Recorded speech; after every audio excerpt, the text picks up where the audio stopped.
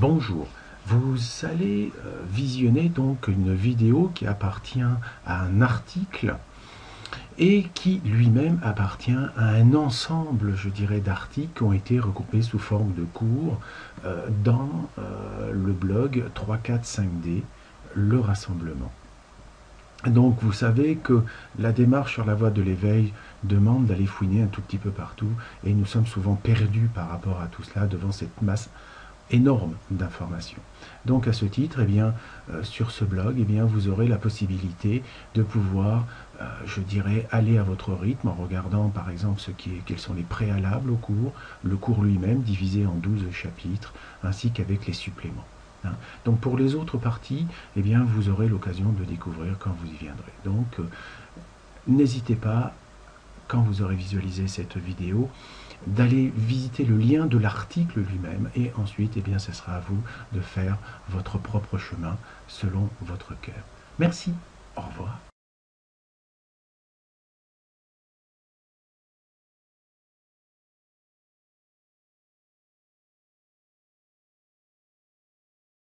Bonjour. Bien, aujourd'hui, je vais vous parler de ce qui a chagriné certaines personnes, bien sûr, certains lecteurs, puisque jusqu'à maintenant, je me suis permis simplement de vous donner quelques petits bouts d'informations, des briques, et nous allons commencer, bien sûr, à voir l'interaction entre ces différentes briques. Donc là, j'ai mis dans le titre principal de l'asservissement la création de l'illusion. En effet, nous allons voir que dans l'octaèdre de l'espace et du temps, eh bien, il y a ce qu'on appelle eu des modifications importantes, parce que sinon on n'aurait jamais pu devenir des esclaves. Donc ici, quand la pyramide du temps est équivalente à la pyramide de l'espace en termes géométriques, eh bien, il y a effectivement une résonance optimale entre ces deux cônes, entre ces deux hémisphères. Donc la conscience unitaire, elle est facilement accessible, puisque ici, tout ce qui se passera là sera à l'identique à ce qui se passera dans la matière. Donc il y a, et nous l'avons vu, une résonance qui s'instaure. Donc on peut imaginer que dans l'axe des deux cônes, en plein milieu, c'est-à-dire au plein centre, eh bien ce sera, entre guillemets, je dirais, la porte de sortie. C'est-à-dire que plus un individu dans son horizon sera centré, aussi bien par rapport aux extrêmes que par rapport aux hauteurs, eh bien il sera dans sa vérité. Maintenant, eh bien, je vous avais parlé aussi, toujours dans un autre article, de la structure falsifiée de notre 3D. Donc la structure falsifiée montre en fait comme un décalage angulaire, c'est-à-dire que la pyramide du temps est dévissée, on va dire, par rapport à la pyramide de l'espace. On imagine qu'il va y avoir à ce moment-là une déperdition de la résonance, entre guillemets, puisque si un rayon lumineux vient frapper, je dirais juste en plein milieu de la face ici, et descend, elle va rencontrer l'arête de l'autre. Donc là, ça pourra bifurquer à droite, à gauche, enfin, et puis même si ça venait aller en face, ça venait là, et ça partirait dans les matitis, c'est-à-dire dans l'inconnu, dans le rien. Donc on voit qu'il y a déjà, par ce décalage de ces deux pyramides, une résonance qui est déjà nettement moins amoindrie, excusez-moi, mais aussi une déperdition systématique, comme dirait l'autre, il y a une passoire. Donc une déperdition systématique de l'information. Ceci donc va amener au global une conscience unitaire difficilement accessible, puisque c'est comme si vous preniez la route et vous disiez j'ai une chance sur deux d'arriver là où je veux aller. C'est sûr que vous aurez une chance sur deux de vous planter régulièrement. Donc c'est déjà ça. Alors là, ça c'est déjà, je dirais, un handicap majeur, mais il y a pire. Et le pire, nous le connaissons, puisque maintenant, si nous regardons, selon toujours un autre article que je vous ai parlé, du véhicule spatio-temporel, on peut dire, d'un individu dit préhumain, eh bien, non seulement le décalage angulaire entre les deux pyramides sont toujours là, nous sommes d'accord, il y a une dissymétrie, et ça c'est l'élément nouveau on va dire, des deux cônes. Ça veut dire que le cône, par exemple, supérieur, celui qui correspond à la 4D, c'est-à-dire au sentiment et tout le bins, eh bien, il est vraiment ratatiné, qui fait que, concrètement, eh bien, on arrive à une déformation, ce que j'appelle la réalité première, c'est-à-dire que ce qui devait être un miroir bah, ne vient plus du tout qu'un bout de verre, je dirais, avec une couche d'argent plutôt très oxydée sur l'autre face. Donc on va, que j'ai mis, une illusion quasi totale. En fait, si vous regardez les rayons lumineux ici, comment ils vont pouvoir, je dirais, aller frapper dans le cône de la matière, on va se rendre compte qu'à ce moment-là, il va y avoir une énorme déperdition d'énergie qui partiront vers rien du tout. Et donc, on peut comprendre que le champ de la conscience, à ce moment-là, de l'individu devient nettement plus faible, et que même s'il est faible, il sera plombé, puisque, quelque part, tout rayon qui viendra, je dirais, de cette pyramide, quel que soit l'angle qu'il empruntera, se verra diffracté d'une manière totalement différente et jamais revenir pratiquement là. En clair, l'homme se sent petit. L'homme a le sentiment, enfin l'homme, le préhumain, a le sentiment de n'être rien.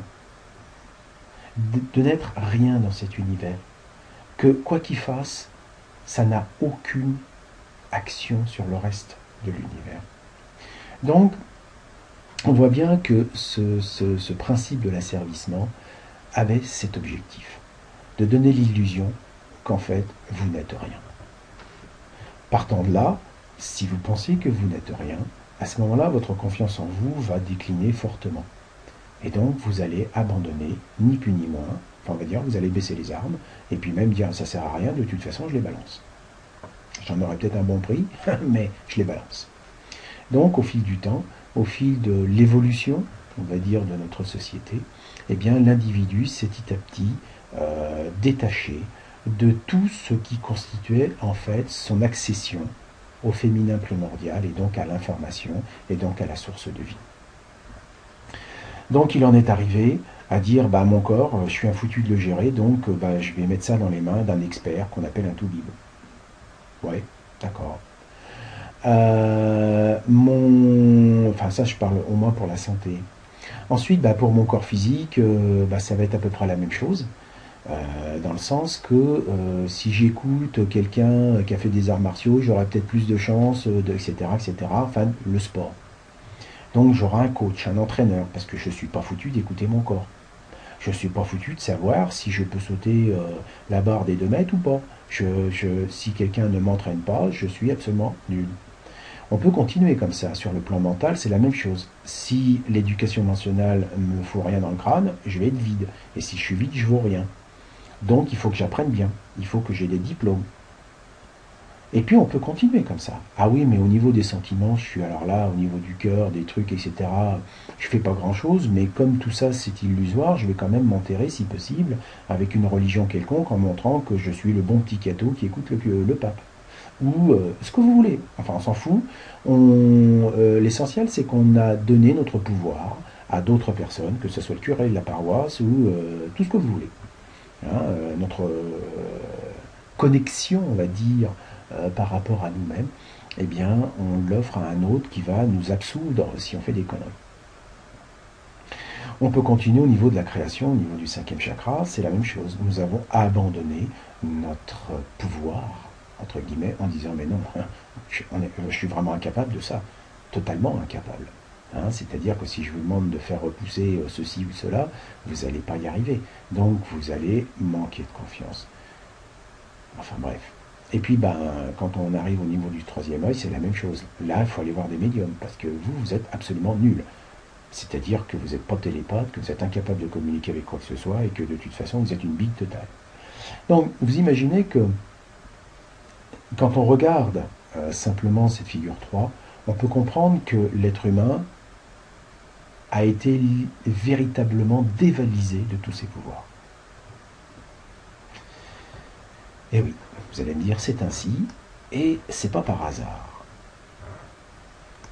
En effet, c'est pas par hasard, puis c'est comme dirait l'autre, hein, et pour les gens qui sont habitués à m'entendre, à m'écouter, ou qui ont assisté à quelques-unes de mes conférences, savent très bien que malgré ce que nous sommes, apparemment, en fait, on n'est pas des branquignoles. Et donc, on ne réserve pas des épreuves de ce type au premier branleur de base, excusez-moi, qui ne sait rien du tout. C'est, je dirais, l'entraînement réservé aux meilleurs des meilleurs parmi les meilleurs, mais qui sont aussi les tarés, parmi les plus tarés, des tarés rencontrables dans tous les univers. C'est-à-dire que nous avons pour mission, et nous avons été volontaires, je vous le rappelle, à aller le plus loin possible dans la dissociation de nous-mêmes, dans la séparation de nous-mêmes. Et donc, c'est pas la peine d'aller pleurer pour dire « ouais, il y a des Illuminati, il y a des gens qui nous ont, entre guillemets, falsifié notre univers et tout », parce que c'est nous qui leur avons demandé. Et si on comprend bien un peu ce qui se passe, on verra que ces mêmes personnages, entre guillemets, ou entités qui nous ont aidés à faire ça, c'est en fait une partie de nous-mêmes. Mais bon, ça, on le verra plus loin. Hein. Vous le comprendrez au fil du temps, de toute façon, puisque si vous allez dans la conscience unitaire, vous comprendrez qu'il n'y a aucune différence entre la feuille de l'arbre, la brindille de l'arbre, le tronc de l'arbre, la racine de l'arbre. Voilà. Bon, donc ici, je vous ai mis la figure 4, où je vous avais donc montré que ici, toute image, on va dire, qui est abstraite, qui est portée, entre guillemets, à ce niveau-là, dans l'invisible, hein, c'est-à-dire dans votre cœur, d'une certaine manière, eh bien, va se matérialiser ici, dans la matière. Alors, elle se matérialisera grâce à deux phénomènes, un phénomène masculin et un phénomène féminin, qui vont se recouper et qui vont donc fabriquer, on peut dire, l'image inversée, mais inversée à plusieurs niveaux, puisque cela sera la tête en haut et en bas, mais ça sera aussi de gauche à droite. Et donc, cette image inversée n'est pas gênante en elle-même, puisque de toute façon, on s'en fout. Ce qui est important de comprendre, c'est que ici, cette pyramide du temps que nous mettons, qu'on appelle le temps, parce qu'on parle d'espace-temps, mais donc j'ai repris le vocabulaire, en fait ce temps, ce sont des énergies féminines, ce sont en fait l'information, et c'est tout ce qu'on appelle le vide, parce que tout ce qui n'est pas espace, enfin on va dire espace, tout ce qui n'est pas matière, de toute façon, est entouré par quelque chose qui est de la non-matière. C'est-à-dire que le vide, il n'est pas vide, il est plein à craquer. Simplement, nous ne pouvons pas y accéder. C'est juste ça la différence. Nous ne pouvons pas y accéder si nous nous cantonnons uniquement à ceci. En clair, quand vous y mettez du cœur à faire quelque chose, cela se réalisera beaucoup plus vite. Pour comprendre ceci, c'est simple. Si vous avez ici la base de cette église, ici, j'ai pris une maison, ça devient une église avec un donjon, enfin ce que vous voulez, eh bien ici, si je veux que cette pierre, ici, qui est tout en bas, se réalise ici, vous imaginez que c'est une histoire de puissance. C'est que ce rayon lumineux ici que je vais envoyer, ce rayon d'intention, hein, puisque c'est cela en fait, eh bien ce rayon ne pourra concrétiser qu'en fonction de la puissance qu'il a. Alors s'il faut, on va dire, 100 watts pour fabriquer cette pierre, c'est sûr que si vous envoyez un rayon d'1 watt, il va vous falloir beaucoup de temps. C'est clair. Donc, quand les choses ne se concrétisent pas, ça veut dire que votre intention, entre guillemets, hein, qui ne vient pas du mental, hein, l'intention n'est pas une volonté, mais votre intention est faible. C'est-à-dire qu'elle ne vous vient pas du cœur. De toute façon, c'est pas difficile. Si c'est quelque chose qui vous vient que du mental, ne vous inquiétez pas, ça ne se réalisera pas beaucoup. Et si ça se réalise, ça va vous coûter, mais vraiment, la peau des fesses en termes de temps et d'énergie. Et puis quand vous l'aurez, vous verrez que ça ne réjouira absolument pas votre cœur. Ça ne fera que réjouir votre ego, mais pas votre cœur. Donc en clair, c'est que vous avez couru après une citrouille et que une fois que vous êtes arrivé à la citrouille, vous l'aviez pris pour un carrosse, mais elle est redevenue citrouille. En clair, vous vous êtes fait avoir. Donc, ici, la concrétisation de ce qui se passe à ce niveau est directement proportionnelle à l'intensité, entre guillemets, de l'intention, c'est-à-dire aussi de tout ce qui va être avec, c'est-à-dire de ce que j'appelle le sentiment. On pourra aussi dire l'émotion pendant qu'on y est, puisqu'on verra que l'émotion n'est qu'une vision bien particulière du sentiment. Donc, en clair, si vous voulez que quelque chose se réalise, portez-le dans votre cœur, vivez-le, sentez-le, faites comme s'il était déjà fait. Et vous verrez que ça se concrétisera rapidement. Si ce n'est pas le cas, ça veut dire que vous vous plantez. Ça veut dire qu'en fait, vous êtes dans une projection mentale de ce que, et vous croyez que c'est une chose qui est en vous, que vous désirez, mais en fait, c'est une projection, et donc elle n'a pas de, je dirais, de consistance en soi, premièrement. Deuxièmement, c'est que l'autorité qui a envoyé dit, bah, écoute, c'est bien, tu peux imaginer tout ce que tu veux, mais c'est pas dans cette vie que tu vas faire ça, parce que tu as autre chose à faire. Donc, si vous êtes destiné à devenir un garagiste, c'est pas la peine de vous évertuer à dire, mais moi je veux être peintre et je veux être un artiste avec exposé dans toutes les galeries du monde. Vous allez avoir un mal fou pour y arriver, hein. C'est évident. Et donc c'est pour ça qu'il existe beaucoup de gens avec beaucoup de projets, mais aussi beaucoup d'échecs. Parce que pour la simple et bonne raison, leur ego, c'est, comment dire, approprier une petite chose qui dit, oh là, il y a un point sensible, celui-ci, il aime la petite dentelle rose, et il va vous faire jouer avec la petite dentelle rose. Et pendant ce temps-là, vous ne faites pas votre job. Enfin bref, c'est ainsi. Donc là, on voit qu'il y a une symétrie, on va dire, parfaite, hein. Après, la réalisation, c'est autre chose. Mais on va maintenant passer à la figure 5, où je représente là, je dirais seulement disons que le code intérieur, hein, l'octaèdre. Et là, bien, j'ai représenté, bien sûr, l'octaèdre supérieur, enfin la pyramide supérieure, sur le côté angulaire, hein. C'est-à-dire qu'on est décalé. Et donc, comme on est décalé, eh bien, on appelle ça la 3D dissociée. Donc, qu'est-ce qui va se passer quand on va regarder les phénomènes de réflexion, les effets miroirs ou de lentilles? Alors, pour des raisons de vocabulaire, j'avais utilisé le mot lentille lors de mon article précédent. Imaginez que c'est simplement un trou, un rayon lumineux, il passe, et hop, il traverse. C'est tout. Hein? Et puis, bah, pour ceux qui ont regardé les cours d'optique un peu de loin et qui n'ont pas tout compris, bah, je leur recommande de voir ce que ça veut dire une lentille et c'est quoi une focale et comment deux rayons lumineux peuvent-ils se croiser à un point focal, quelle est leur particularité avant d'arriver à la lentille. Alors, globalement, ici, puisqu'on est torsadé, eh bien vous imaginez que le rayon lumineux, par exemple, du coin, je prends du coin de l'église, et bien quelque part, il se trouve tourner à 90 degrés et partir, et hop, il va repartir dans un autre endroit, qui n'est pas l'endroit qui est là. Donc, déjà, on va avoir un problème, c'est que c'est comme si on prenait une barre de ferraille plate, vous savez, un truc plat, et puis bah, que quand on le passe ici, on le tord de 90 degrés dans son sens de longueur. C'est-à-dire que ici, vous le voyez de profil, et puis après, bah, vous le voyez plat. Eh bien, c'est ce qui se passe ici. Les rayons lumineux vont être torsadés, c'est-à-dire que ce qui était sur un plan X va passer sur un plan Y, et ce qui était sur le plan Y va passer sur le plan X. En clair, eh bien, on avait déjà ici une double inversion, alors là, maintenant, vous avez une double inversion plus torsadée. Donc, grosso modo, c'est une troisième inversion, ce qui veut dire que ça va être très difficile de comprendre ce qui se passe. En effet, ici, si je regarde ce côté de la maison, on va dire de l'église, je vois le côté de l'église. Mais en fait, puisqu'elle me torsade le tout, ici, je verrai la face ou le derrière de l'église, mais pas le côté.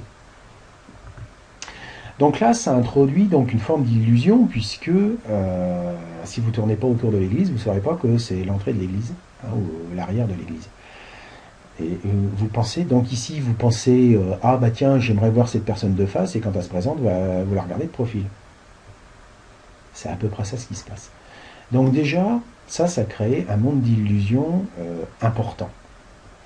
Mais ce n'est pas la seule, puisque ici nous partons avec deux pyramides identiques, c'est-à-dire où il y a, je dirais, un équivalent masculin-féminin, on va dire, identique.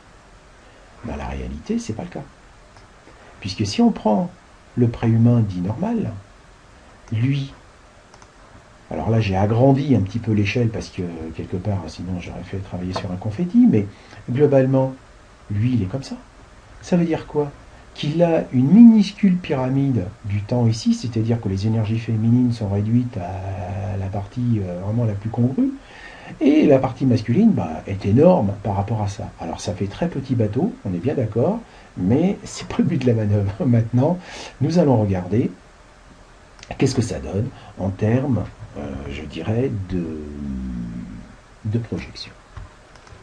Alors, qu'est-ce qui se passe? Eh bien, ici, je vais avoir une église, toujours. Hein. Simplement, cette église va être plus petite que l'autre. Pourquoi? Parce qu'elle va être proportionnelle à la pyramide. En clair, ceci confirme que l'être humain se sent ridicule et petit, pour ne pas dire inapte à changer le monde. Et pour cause. Il se sent si ridicule, si infime, et si peu connecté à la vérité, à cette vérité-là, que grosso modo, on peut dire qu'en termes d'ambition pour faire progresser l'humanité, ça vole assez bas. Donc c'est ça déjà qu'il faut comprendre. Ensuite, eh bien, si nous reprenons toujours par exemple l'effet miroir, on va se rendre compte que ici, si je reprends mes traits, que je les descends, eh bien, ce qui est au niveau du sommet ici va aller se refléter bien sûr là. Alors, j'ai pris en compte l'effet torsadé, c'est-à-dire que là, on voit l'église de côté, alors que là, on va l'avoir de face. Donc déjà, on verra bien sûr le sommet là, mais comme vous pouvez voir, il aura une distance normalement équivalente du sommet de là à là. Vous savez, cette petite distance ici, ça sera directement la même ici. Mais ce qu'il y a, c'est que comme la pyramide elle est beaucoup plus petite que l'autre, eh bien, vous allez dans les profondeurs de la matérialité. On est déjà là. Alors ça, c'est super. C'est bien quand les rayons vont tout droit, quand on est quasiment à la verticale. Mais dès que vous prenez un rayon qui s'écarte un petit peu et qui va aller dans le centre, vous imaginez, hein, alors là, bon, si j'allais tout droit non torsadé, vous imaginez que ici, mon église, si je filais tout droit, elle va devenir vachement plus grande. Mais comme elle est torsadée, on ne peut pas le voir dans ce sens-là, il faudrait que je fasse une vue tridimensionnelle qui tourne, eh bien vous allez voir qu'en fait, le petit rayon qui est là, qui a un angle, on va dire, de 45 degrés, quand vous le remettez ici à 45 degrés, je peux vous dire que comme la longueur est 3 fois plus grande, ça va vous dessiner un bâtiment qui va être énorme. Et donc ça sera tellement énorme que d'abord, non seulement vous voyez la face de l'église, mais vous la verrez 3 fois plus grande. En clair, vous voyez un truc monstrueux ici, qui ne correspond en rien à ce qu'il y a là, et qui est petit. Alors là, on peut dire qu'on baigne vraiment en pleine illusion. Et donc, souvent,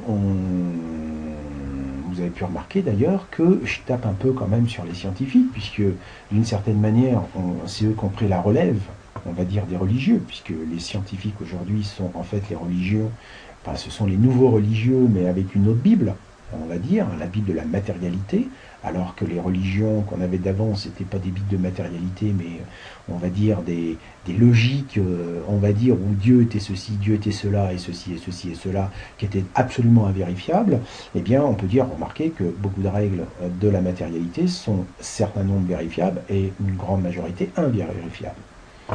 Allez me vérifier que la vitesse de la lumière, entre guillemets, est identique entre le plancher des vaches et quand elle se situe à 50 années-lumière de là.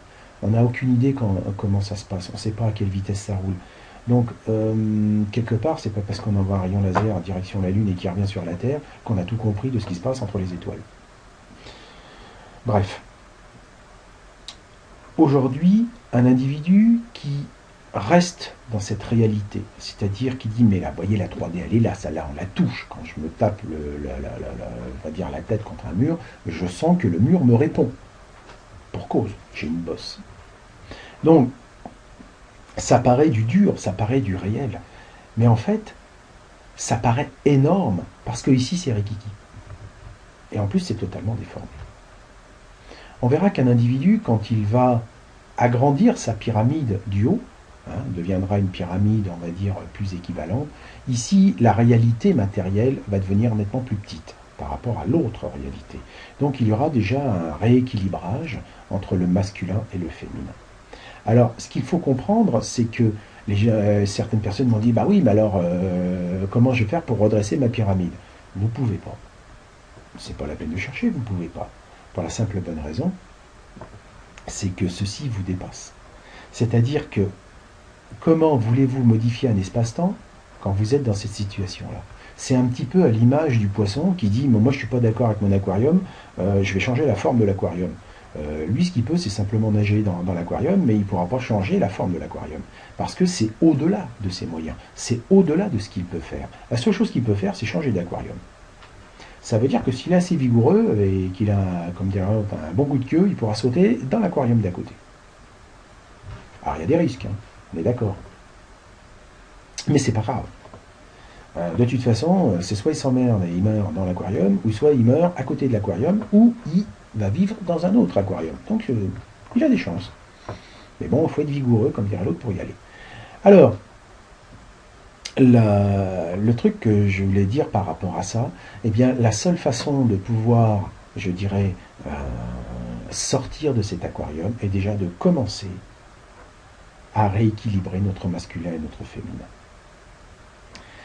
Alors, ce que je voulais dire aussi par rapport à ça, c'est que la particularité de beaucoup de gens, entre guillemets, qui sont, je vous rappelle, les scientifiques, parce qu'aujourd'hui, qui croient un religieux, sincèrement, qui aujourd'hui croit qu'en écoutant le pape, en écoutant le curé de la paroisse, il va sauver son âme, ou ça va changer la vie de la société.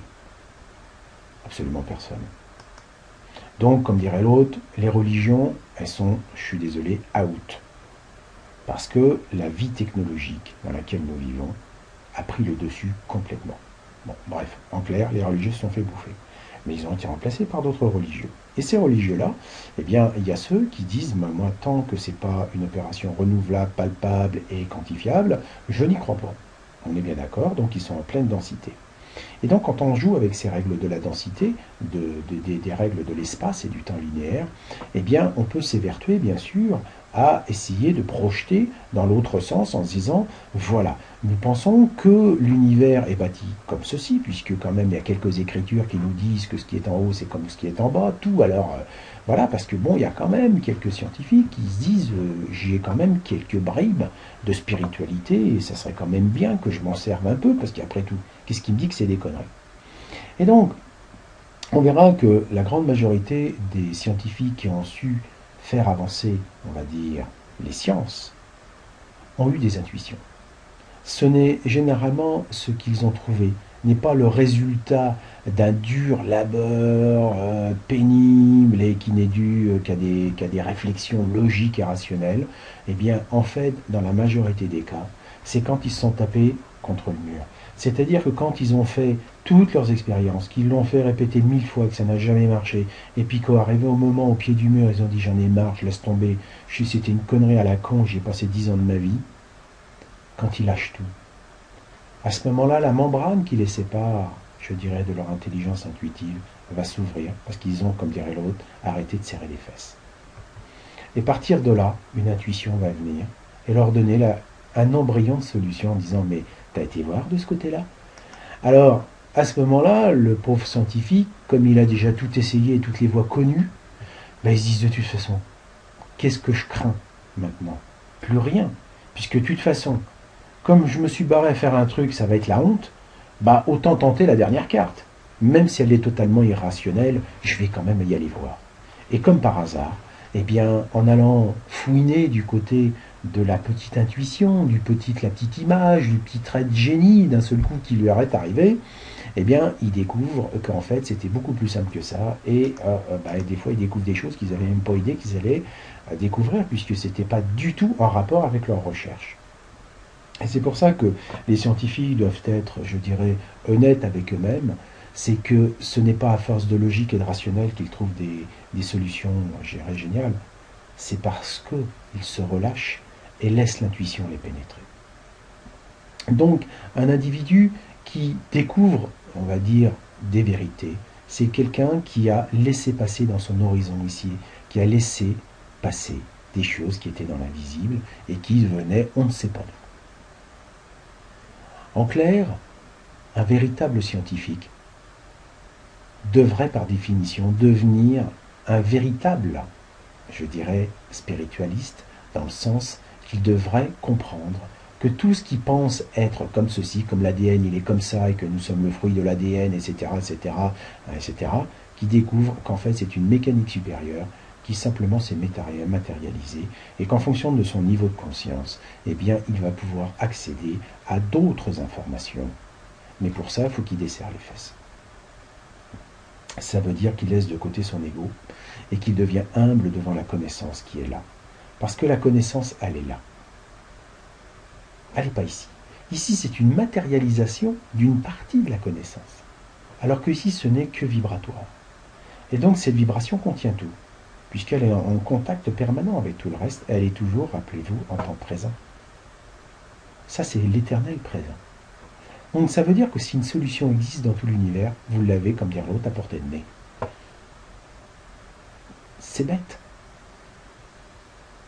Mais c'est ainsi que ça marche. Donc, en clair, quand un scientifique laisse tomber parce qu'il en a vraiment marre de se taper la tête contre les murs sur un truc, c'est à ce moment-là qu'il peut lui arriver, s'il est ouvert, une intuition qui lui permettra de redémarrer sur son petit vélo et de continuer à pédaler. Alors, ce qu'il y a, c'est que nous découvrons maintenant de plus en plus en ce monde des scientifiques qui vont s'appuyer sur toutes ces lois de la matière pour essayer de couvrir un petit peu ce qui se passe là. Alors forcément, la seule anthologie qu'ils ont, c'est tout simplement de retrouver par rapport à des écrits, on va dire, des anciens religieux, c'est-à-dire de ceux qui étaient là avant eux, quoi. Donc ils vont aller chercher dans des temples, ils vont aller chercher dans des vieux manuscrits, ils vont aller chercher des trucs qui vont essayer, entre guillemets, de dire, oui, si tu sais, la pierre que là, il y a au coin de l'église, là, tu sais, celle-là, là, eh bien, elle est bien là, puisque, écoute, je l'ai retrouvée dans tel écrit, dans tel verset, tel machin. Ok, c'est une démarche. Très bien. Simplement, d'après vous, logiquement, quel est le pourcentage de chance qu'à partir d'une illusion et d'un truc complètement tronqué, nous arrivons à retrouver la vérité? Ben, elle est faible.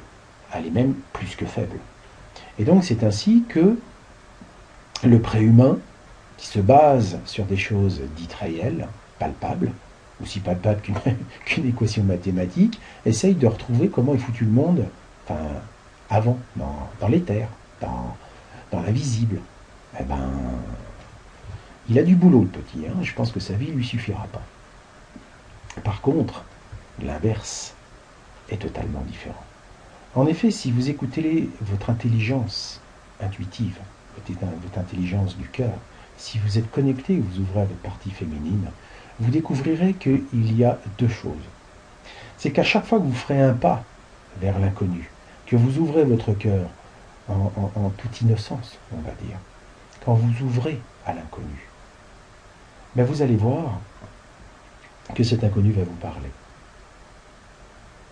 Il vous dira des choses. Et à chaque pas que vous ferez, vous découvrez que plus vous avancez, moins vous en savez. Et forcément, ça force l'humilité, on va dire. Parce que plus vous allez devenir humble, plus vous devenez perméable. Parce que vous acceptez que vous ne savez pas grand-chose, et donc que vous êtes ouvert. Et quel est le principe même d'un bon élève? C'est l'ouverture. Un élève qui arrive dans une classe et qui regarde le prof en dit « Mon gars, t'as tort, de toute façon c'est moi qui vais te dire comment c'est », on va être mal barré. Donc bien sûr, par rapport à l'invisible, on ne peut pas faire de la même façon parce qu'il n'y a que l'ego qui peut le faire. Parce que lui, il croit à ça. Mais celui qui a une véritable démarche, on va dire une démarche du cœur, eh bien, il s'ouvre à la nature, à ce qu'on appelle à la nature, il s'ouvre à tout ce qui est autour, à tout ce qui est vibration. Alors quand je dis la nature, eh bien, il faut comprendre que ces espaces-temps, si ici je prends la 3D, la 4D, hein, le moteur de l'humain, eh bien vous avez toujours 3D, 4D ici, enfin 1D, 2D qui est donc votre corps, puisque nous avons 3 pyramides espace-temps les unes sur les autres, puisque ça correspond aux 3 moteurs, où vous allez avoir le moteur de la Terre, 1D, 2D. Donc la 2D est bien quelque chose qui peut vous inspirer, puisque c'est une vibration. Et cette vibration elle se situe juste en dessous, là, votre mental. Donc ça veut dire que quand un individu se tourne vers la nature, eh bien il se tourne, entre guillemets, vers quelque chose qui a été nettement moins falsifié.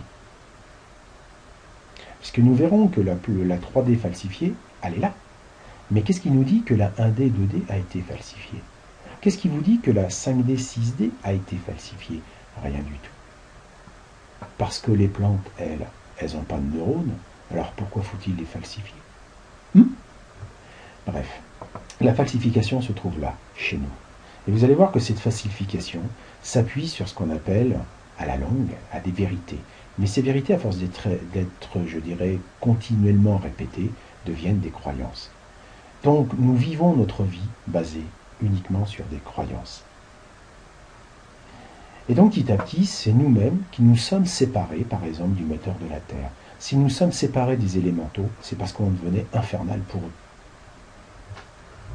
Si nous nous sommes séparés de ce qu'il y avait au-dessus, si à nos pouvoirs de co-création, on va dire les dieux et compagnie, c'est parce qu'on était infernal. Donc, il faut s'en prendre qu'à nous-mêmes. Mais c'était le but, je vous rappelle, de l'exercice. Donc aujourd'hui, quand un individu a décidé de s'ouvrir, entre guillemets, à son cœur, à ses intuitions, à son intelligence intuitive, à son soi supérieur, ou à son âme, comme vous voulez, eh bien, il va automatiquement augmenter sa pyramide, je dirais, féminine. Et s'il augmente sa pyramide féminine, il y aura transformation de l'image qu'il y a ici dans sa réalité.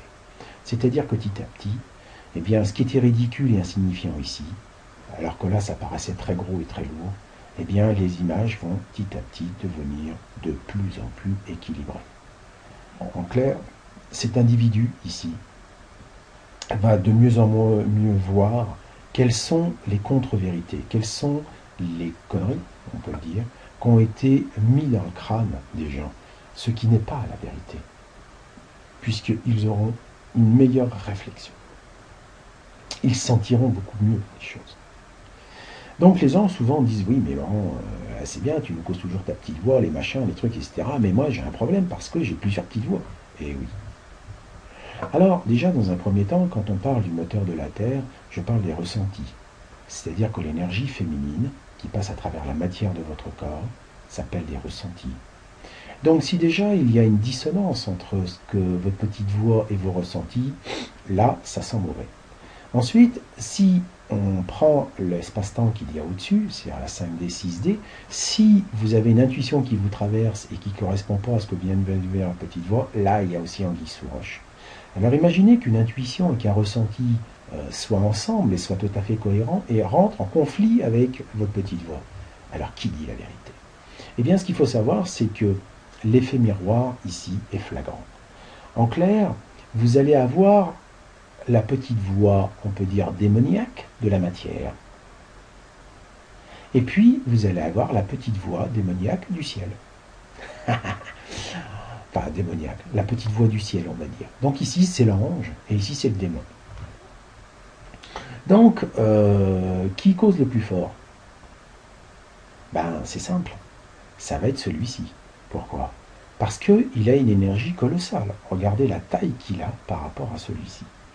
Donc, ça ne veut pas dire qu'il a raison, mais qu'il est plus fort. Dans le sens que, si je prends par exemple des enceintes, vous savez, les haut-parleurs, eh bien, grosso modo, ici, vous mettez la chaîne stéréo à fond et vous avez 100 watts. Puis ici, ben, vous êtes avec les écouteurs du Walkman.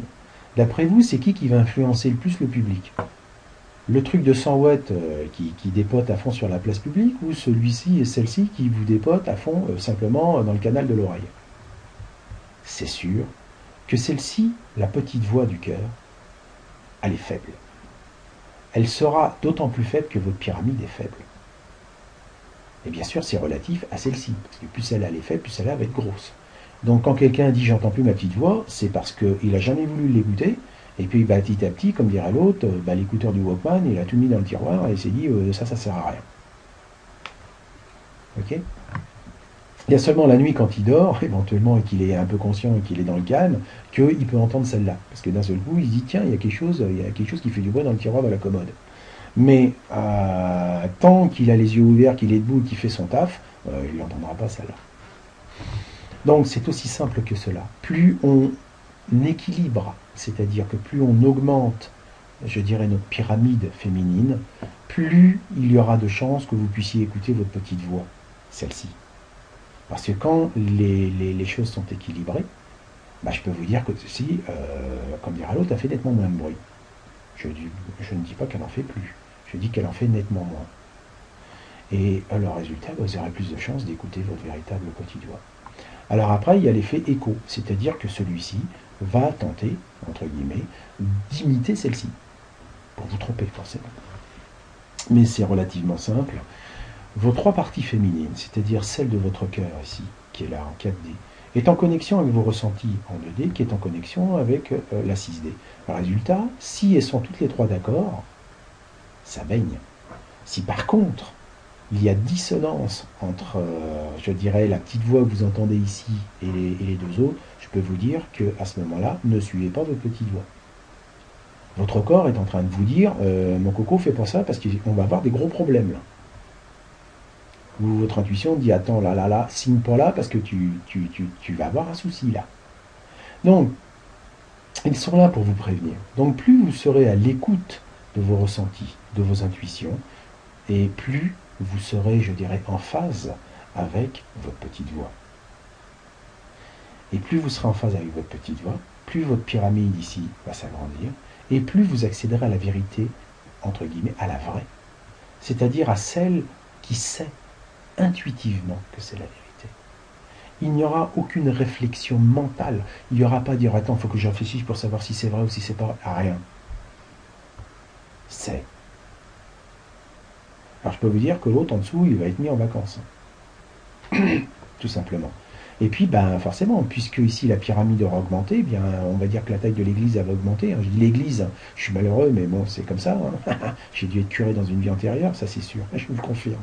Mais quelque part, ben, plus l'église ici va être grande, et plus celle-ci, ben, elle sera en rapport. Ça veut dire que la taille, la grande taille que pouvait prendre ici l'illusion, va se ratatiner. Donc, vous allez découvrir de plus en plus, je dirais, la vraie vérité. Alors cela ne vous empêchera pas de dire oui, c'est vrai que la face avant de l'église est plus petite qu'elle était avant, d'accord, mais vous saurez intuitivement quel est le côté de l'église. Et donc vous pourrez faire la relation et dire je vis avec, je sais faire avec, mais je ne vais pas me prendre la tête avec ça. Comprenez la différence? Il n'est pas nécessaire de comprendre pour être. Mais en étant, vous comprendrez. Voilà le message que je voulais vous faire passer dans cette première vidéo concernant l'asservissement et comment on s'est fait piéger. Et quand je dis on s'est fait piéger, nous nous sommes auto-piégés. Et c'était le but. Maintenant, eh bien, comme dirait l'autre, quand on avait la grosse énigme en face de nous, eh bien, nous allons gentiment nous en sortir avec les honneurs. Tout bêtement. Alors ceux qui ne croient pas, bah, c'est pas un problème. Hein. De toute façon, leur âme est éternelle. Et puis bah, ceux qui y croient, puis que, comme dirait l'autre, le poisson a changé d'aquarium, eh ben, on rigolera, on se dira, les gars, on l'a fait. Et les filles aussi, hein, bien sûr. Voilà. Allez, donc c'est un jeu. Hein. Prenez-vous par la tête. Gros bisous à tout le monde. Au revoir.